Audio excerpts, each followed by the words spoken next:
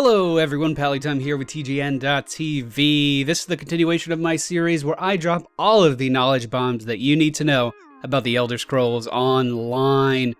In today's video, we are going to be talking about a topic that someone brought up in the comments, and I thought it would be a good idea. We're going to be talking about things to do when you're not going in dungeons or smashing in faces of other players.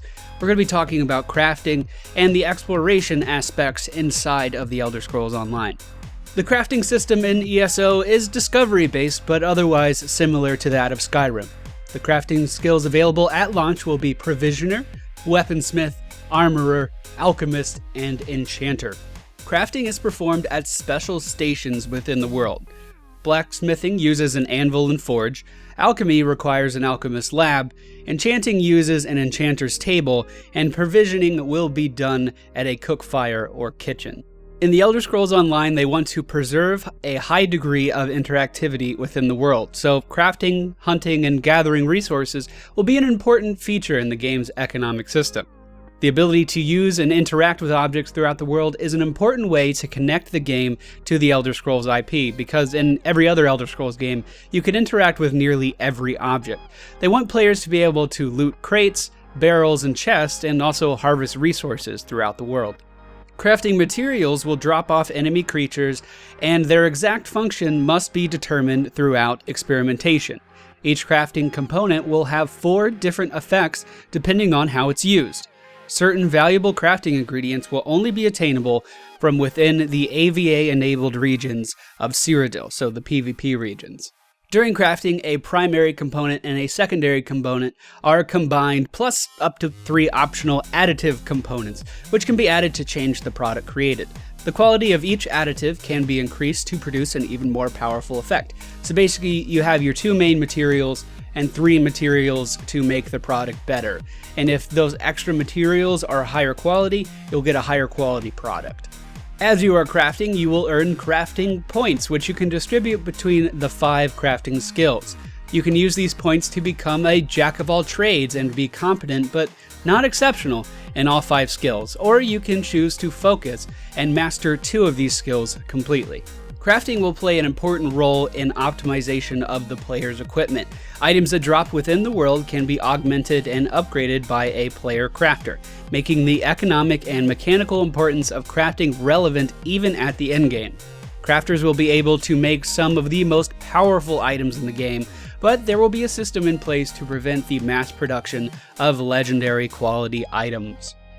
Let's talk about exploration now. So we all know that the world is split up into provinces, regions, and zones. And as said earlier, most of the crafting ingredients will be found out somewhere in the world. But the Elder Scrolls Online players are initially restricted to exploring only the lands of their own factions, as well as the contested areas of Cyrodiil. But upon completing their main alliance storyline, they can elect to explore the provinces of an alternate alliance. I think it would be really cool personally to have a system in place where not every material is available to every alliance, forcing players to explore behind enemy lines in order to obtain the ultra rare materials that they need for crafting.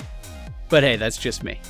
Mounts will be in the game, but will conform to the existing Elder Scrolls lore. Horses are the primary mode of personal transportation in Tamriel, and the Elder Scrolls will remain consistent on this point. Players should not expect to obtain flying mounts or other exotic steeds, which is good news. Flying mounts are an amazingly efficient way to get around the world in other MMOs, but it completely kills any sense of scale, and that world that may have millions of players in it suddenly feels empty because you can't see anyone, they're all flying around, so I'm all for only having ground mounts. The in-game map will mark key locations, quests, and places of interest. Many caves, ruins, or dungeons will not become marked on the map until they are discovered by the player, or actually described to the player by an NPC.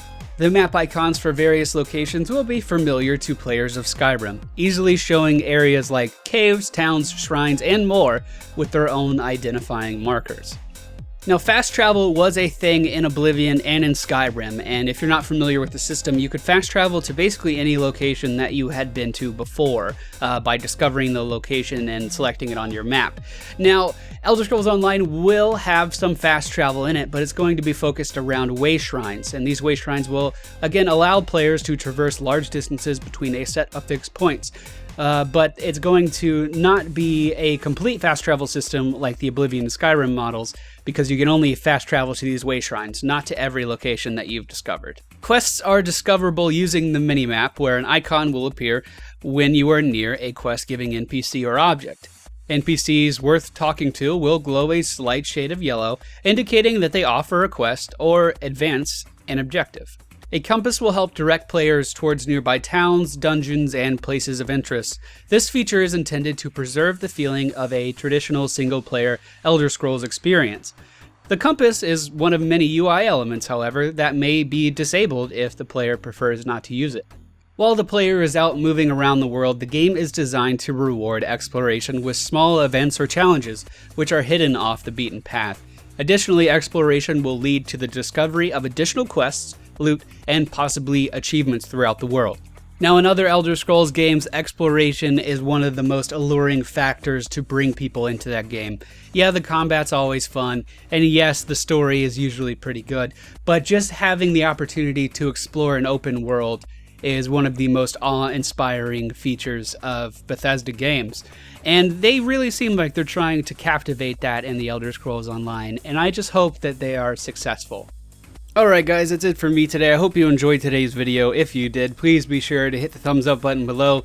Let us know what you think of this information and what you would like to see in future episodes down in the comments. And if you're new to this channel, please feel free to subscribe. Sorry it took so long for this episode to get out. I've been really under the weather lately. Hopefully we'll be back on a normal schedule really soon. See you all then.